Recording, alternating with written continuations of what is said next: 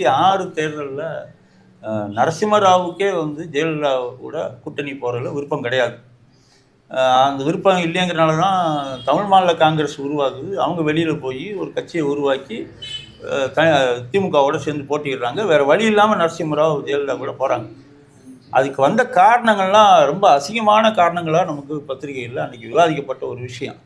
இவங்க ஒரு ஒரு என்ன சொல்கிறது, முன்னெடுத்து முன்னாடியே அடிச்சிடுறாங்க ஜெயலலிதா. அப்படி தான் அவங்க அந்த ஆளுமை அவங்கக்கிட்ட, அந்த நிலைமை இவங்கக்கிட்ட இல்லை. ஆனால் இவங்க ஜெயலலிதாவோட விவரமாக இருக்க மாதிரி இருக்காங்க.